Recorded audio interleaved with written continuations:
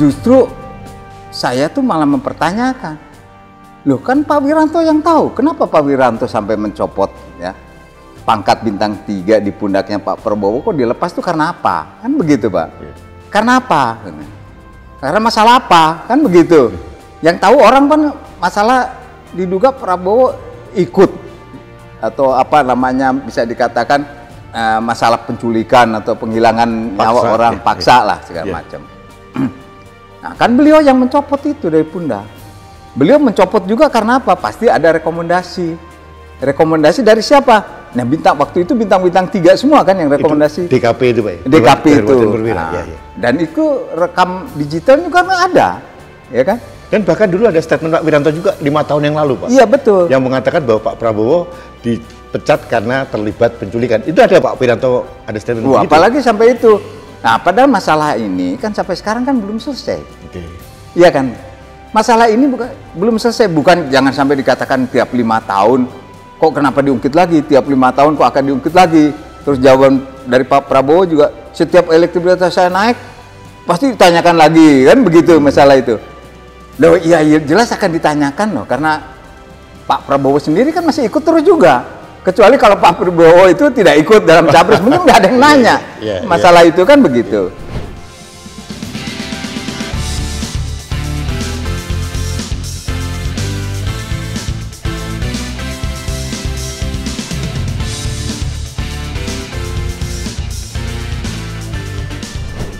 Halo sahabat Indonesia, kita bertemu kembali dalam kanal Anak Bangsa Podcast. Sahabat Indonesia, akhir-akhir ini ada statement menarik dari salah satu jenderal di Angkatan Darat Purnawirawan yang mengatakan seolah-olah agak sedikit mengeluhkan bahwa kasus pelanggaran HAM atau penculikan yang diduga dilakukan oleh Pak Prabowo ini kok selalu diungkit setiap 5 tahun sekali. Itu terkait juga dengan debat yang dipertanyakan oleh Pak Ganjar Pranowo kepada Pak Prabowo Subianto. Agak menarik karena yang memberikan statement ini adalah Jenderal Wiranto yang pada waktu itu adalah Panglima ABRI yang notabene yang melepaskan pangkat Pak Prabowo karena Pak Prabowo ada vonis diberhentikan dari dinas kemiliteran karena dianggap terlibat dalam penculikan. Ini agak menarik ya karena saya bingung kok ada perubahan sikap dari para tokoh bangsa yang begitu saja berubah dari waktu ke waktu.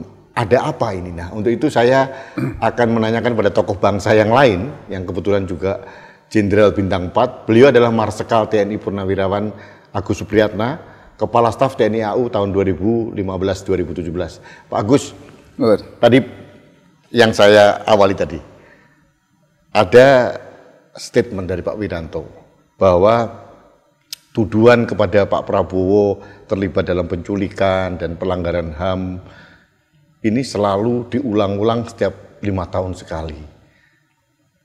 Ya itu yang disampaikan oleh Pak Wiranto yang notabene dulu Panglima ABRI. Apa yang terjadi Pak Agus? Menurut Bapak bagaimana? Aduh, terima kasih Pak Rudi. Itu kalau menurut saya begini Pak. Kata-kata kalau dari Pak Wiranto, kenapa ya kok masih diungkit-ungkit lagi? Nah akhirnya masyarakat, termasuk saya sendiri lah. Saya sendiri loh, kenapa Pak Wiranto kok bicara seperti itu? Kan begitu. Ini kan rekam jejak atau rekam digital itu kan tidak pernah hilang. Ya, rekam jejak digital itu. Justru saya tuh malah mempertanyakan, loh kan Pak Wiranto yang tahu, kenapa Pak Wiranto sampai mencopot ya pangkat bintang 3 di pundaknya Pak Prabowo, kok dilepas tuh karena apa? Kan begitu Pak. Karena apa? Karena masalah apa? Kan begitu. Yang tahu orang kan masalah diduga Prabowo ikut atau apa namanya bisa dikatakan masalah penculikan atau penghilangan nyawa orang, paksa lah segala macam. Nah kan beliau yang mencopot itu dari pundak. Beliau mencopot juga karena apa? Pasti ada rekomendasi. Rekomendasi dari siapa? Nah waktu itu bintang-bintang 3 semua kan yang rekomendasi. Itu DKP itu Pak? DKP itu. Dan itu rekam digital juga ada, ya kan? Dan bahkan dulu ada statement Pak Wiranto juga 5 tahun yang lalu, Pak. Iya, betul. Yang mengatakan bahwa Pak Prabowo dipecat karena terlibat penculikan. Itu ada Pak Wiranto, ada statement begitu. Apalagi sampai itu. Nah, padahal masalah ini kan sampai sekarang kan belum selesai. Iya kan? Masalah ini belum selesai. Bukan jangan sampai dikatakan tiap 5 tahun, kok kenapa diungkit lagi? Tiap 5 tahun kok akan diungkit lagi? Terus jawaban dari Pak Prabowo juga, setiap elektabilitas saya naik, pasti ditanyakan lagi. Kan begitu masalah itu. Loh, iya jelas akan ditanyakan loh, karena Pak Prabowo sendiri kan masih ikut terus juga. Kecuali kalau Pak Prabowo itu tidak ikut dalam capres, mungkin nggak ada yang nanya. Masalah itu kan begitu. Nah, ini justru sebaiknya rekomendasi dari, di situ kan ada Pak SBY, Pak Agung Gumelar, kan masih ada di sana. Dan masih ada orang-orang itu gitu loh. Nah, ini mereka yang harus bisa jelaskan dong kepada masyarakat. Permasalahan ini sebetulnya seperti apa. Sehingga masyarakat tuh ingin jelas. Terutama begini Pak Rudi, kalau menurut saya sih. Terutama orang tua yang anaknya hilang. Itu pasti nggak bisa, namanya nyawa hilang kan, orang bingung. Biarpun bagaimana akan bertanya. Tapi mereka kan tidak bisa bertanya kepada siapa. Kesempatan yang bertanya ya pada saat ini ya Pak Ganjar. Artinya Pak Ganjar itu sebetulnya mewakili masyarakat. Mewakili masyarakat sebetulnya. Jadi ingin bertanya ini bagaimana. Malah Pak Ganjar kalau saya lihat bertanya pun untuk memantapkan Pak Prabowo. Apabila Pak Prabowo nanti jadi, bisa nggak Pak Prabowo menuntaskan masalah ini, gitu loh. Sambil bisa membantu juga menunjukkan di mana lah mereka sehingga bisa dijarah lah mereka atau jarah ke. Tapi dalam debat kemarin tidak dijawab oleh Pak Prabowo. Nah, malah saya bingung jawabnya, malah yang 2009 itu kan sekarang pakai Pak Mahfud. Setahu saya 2009 belum Pak Mahfud naiknya ya 2019 kan gitu. Nah, terus sudah Pak Mahfud juga bukan menyelesaikan masalah ini, bukan menyelesaikan, tapi akhirnya rapat di DPR kan ada rekomendasi 12 rekomendasi itu, Pak. Nah, itu termasuk adalah pelanggaran HAM yang penghilangan nyawa orang itu, Pak, menghilangkan paksa. Ya, Pak, ada lagi pertanyaan publik Pak Agus terkait dengan para tokoh bangsa. Saya sebut saja namanya Pak Wiranto, Pak Agung Gumelar, yang tadi Bapak sebut juga itu kan terlibat ya. Pak Wiranto sebagai Panglima ABRI, kemudian Pak Agung Gumelar juga sebagai anggota Dewan Kehormatan Perwira DKP yang memeriksa Pak Prabowo dan memutuskan bahwa Pak Prabowo dianggap terlibat dalam penghilangan paksa para aktivis tadi. Nah, ada juga video Pak Agung Gumelar tahun 2014-2019 mengatakan hal itu, Pak Wiranto pun sama. Sekarang yang membuat kami, Pak, masyarakat heran adalah dua tokoh ini sekarang berbalik mendukung Pak Prabowo. Orang yang dulu dikecam oleh beliau. Apa yang terjadi, Pak, dengan tokoh-tokoh bangsa kita ini? Nah, di sini terlihat, Pak. Jadi saya yakinlah masyarakat, terutama yang berpikir rasional, menggunakan akal sehat, pikiran yang cerdas, hatinya bersih, Pak. Pasti bertanya-tanya, Pak. Ini kenapa kok malah yang dulunya begini, kok sekarang berubah ikut begini atau begini? Di sini udah terlihat, Pak, kalau menurut saya. Karakter seseorang yang dibutuhkan itu. Ya. Jadi harus punya pemegang teguh, Pak. Karakter seseorang tuh harusnya kalau namanya orang yang berkarakter teguh, itu sulit, Pak. Harus konsisten. Dipengaruhi apapun pasti konsisten, Pak. Apa yang pernah saya ucapkan? Apa yang pernah saya omongkan? Loh, kok saya berubah begini kan bisa orang bertanya, Dok. Apalagi sekarang ada rekam jejak digital. Betul itu, Pak. Nggak baik, Pak, kalau menurut saya. Kalau menurut saya nih ya. Apalagi setingkat beliau inilah ya, kalau menurut saya itu. Namanya karakter, integritas, Pak ya. Terus percaya dirinya, kan begitu, Pak. Menghargai betul, mengutamakan harga diri daripada kepentingan pribadi atau kepentingan. Tapi ini juga demi nasional, Pak, demi bangsa dan negara, Pak. Rakyatnya pasti bertanya-tanya, Pak. Loh, kalau nggak salah rekam jejak yang dulu kan ada tuh, rekam digital. Pak Wiranto bicara ini, Pak Agung Gumelar bicara ini. Kok sekarang ke sana ya?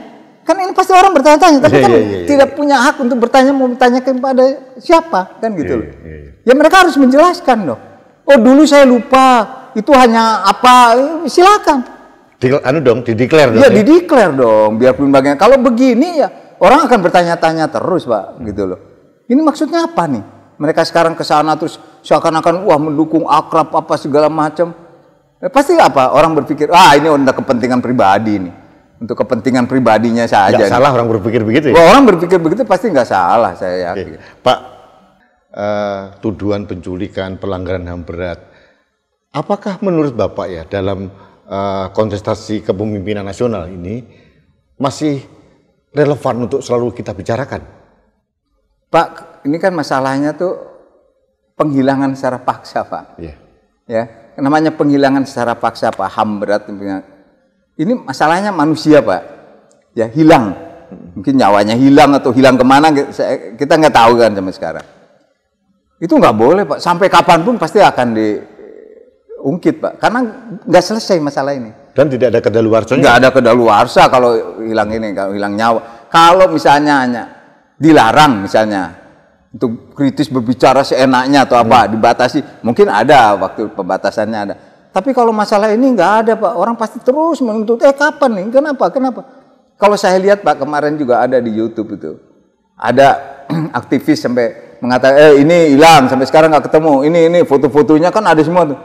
Dan disampaikan begitu kan. Saya kaget juga, loh ini berarti kan sebetulnya mereka tuh bikin bicara terus. Tapi nggak ada kesempatan. Tapi kan nggak ada kesempatan. Dan mereka juga belum tahu sampai sekarang itu penyelesaian seperti apa. Jadi kalau menurut saya wajar lah orang akhirnya bertanya-tanya terus seperti ini, itu pasti akan bertanya karena belum diselesaikan apa nih keputusannya. Oh ternyata pada saat itu keputusan memang kita hanya mengorbankan Pak Prabowo. Misalkan gitu. Padahal ini bukan atas Prabowo tapi ini perintah apa? Silakanlah bicara. Yang penting jelas gitu loh. Jangan sampai ya seakan-akan ya di awang-awang nih, Pak Prabowo ini di awang-awang nih. Saya nih betul kena hukum nggak? Atau saya nih apa nih? Kan nggak jelas gitu loh. Istilahnya seperti menutupi kotoran dengan karpet merah gitu, Pak. Bisa juga. jadi ada dua kalau saya lihat itu ya, dengan begini caranya itu. Ya kasihan juga ke Pak Prabowo-nya juga, kasihan saya nggak digini-gini kan, tapi dituntut kok nggak ada yang bela saya juga menjelaskan yang sebetulnya kan betul. Berarti kan orang bisa menduga, oh berarti karena sampai sekarang nggak diselesaikan, memang terduga, kan gitu. Ya, dapat diduga berarti Pak Prabowo terlibat misalnya gitu. Terus bagaimana caranya untuk menutupi gabung orang-orang yang dulu mencopotnya dia gabung? Nggak bisa, Pak. Nggak bisa, itu nggak bisa ditutupi dengan cara itu. Masyarakat tidak bodoh. Nggak bisa, masyarakat nggak bodoh, harus dijelaskan, gitu loh. Nah, Pak, terakhir Pak, terkait dengan generasi milenial dan Gen Z. Apakah menurut Bapak mereka perlu diberikan pemahaman tentang rekam jejak dari seseorang ini untuk menjadi pemimpin nasional, termasuk yang terkait dengan pelanggaran HAM berat, termasuk penghilangan paksa nyawa orang tadi, menurut Bapak? Kalau menurut saya begini, Pak, generasi milenial, generasi Z itu, Pak, cobalah berpikir secara rasional menggunakan akal sehat, pikiran cerdas, dan hati bersih. Ya. Dan saya yakin semua milenial itu, generasi Z itu pasti punya handphone, Pak. Mereka bisa belajar lah baca. Kenapa kok ribut masalah HAM berat ya? Saya pengen tahu sih siapa. Ada apa? Gitu. Ada apa kan? Nah dia cek. Kalau betul-betul menggunakan akal sehat, Pak ya, jangan karena itu yang dulu gini, itu nggak boleh. Generasi penerus harusnya nggak boleh begitu. Ya, harus punya sikap karakter kemandirian yang hebat. Jadi kenapa ini kok ribut begini? Kenapa kok ditanya? Oh ini masalahnya ini. Cari lagi. Itu baru yang bagus begitu. Bukan langsung udahlah itu kan masalah bapak-bapak yang dulu. Saya sekarang begini. Itu nggak boleh. Itu bukan generasi penerus. Ya, walaupun milenial atau generasi Z, tapi bukan generasi penerus demi bangsa dan negara. Harus kritis. Itu ya? hanya hidup begitu aja. Nah. Ya. Padahal namanya generasi penerus itu ya harus kritis. Jadi setiap ada permasalahan apa dia tahu, oh ini apa nih masalahnya. Kenapa kok orang ribut? Kok bapak-bapak yang dulu kok ribut masalah ini nih? Oh dia cari, dia pelajari. Oh kenapa ya dulu? Akhirnya kan dia tahu, oh dulu Pak Wiranto kok bicara begini ya. Pak Agung kok bicara begini ya. Sekarang kok begini ya. Ini mereka yang harus tahu. Akhirnya sehingga mereka bisa diskusikan sendiri, mereka bisa namanya sarannya menganalisa. Ada semua, Pak ya. Betul. Saya yakin mereka pasti punya ini. Artinya mereka tidak boleh apatis ya? Nggak boleh dong kalau mereka hanya nunggu aja. Apalagi tadi yang disampaikan Mas Rudi, kita harus memberikan ceramah begitu. Nggak perlu. Kalau beri ceramah gitu seperti mereka itu bahwa orang-orang yang apatis orang-orang yang ya seperti orang yang yang pasif, nggak punya ide atau nggak punya masa depan yang baik, nunggu kalau orang ngasih ceramah baru oh gitu toh, nggak boleh. Generasi milenial, generasi Z itu ada generasi penerus, ya penerus bangsa, dan mereka yang akan pegang nanti supaya Indonesia itu menjadi negara yang betul-betul maju, adil, makmur, sejahtera, itu ya mereka ini yang meneruskan itu. Pelajarilah dengan baik apa yang mereka punya di sini buat apa gitu loh. Itu menurut saya, Pak. Sekarang semua mudah pakai HP. Mudah, Pak. Pelajari itu, betul. Pak, yang terakhir, Pak. Saya tertarik dengan statement Bapak tadi bahwa kalau orang itu berubah-berubah, dulu ngomong apa, sekarang ngomong apa, dulu bersikap apa, sekarang bersikap apa, itu kan mencederai integritas personal yang bersangkutan. Betul, nah, betul. Menurut Bapak ya, apakah ini bisa menjadi contoh bagi generasi muda kalau ada tokoh-tokoh yang harusnya memberikan teladan, bersikap mengumbang-ambingkan diri sendiri begitu, Pak, menurut Bapak? Kalau menurut saya enggak, Pak. Pangkat jabatan itu kan sebetulnya hanya tempelan saja, Pak. Karena suatu saat akan lepas, Pak. Jangankan jabatan-jabatan seperti apa, presiden pun kan ada batasnya, Pak. Ya kan, suatu saat akan lepas. Tapi utamakanlah harga diri, Pak, dan persaudaraan itu sepanjang masa, Pak. Kalau orang itu berpegang punya harga diri dan bagaimana persaudaraannya itu berpikir untuk seluruh rakyat Indonesia, bukan untuk pribadi dan golongannya saja, Pak. Itu saya yakin, Pak, itu sepanjang masa. Tidak lekang oleh waktu. Tidak ditekan oleh waktu. Tapi kalau hanya mementingkan pangkat jabatan, itu secara otomatis harga diri pun tergadaikan, Pak. Itu hati-hati, Pak, godaan duniawi itu, Pak. Itu kalau saya loh, Pak, ya, mohon maaf. Duniawi itu godaannya memang bahaya. Hati-hati, Pak, itu aja.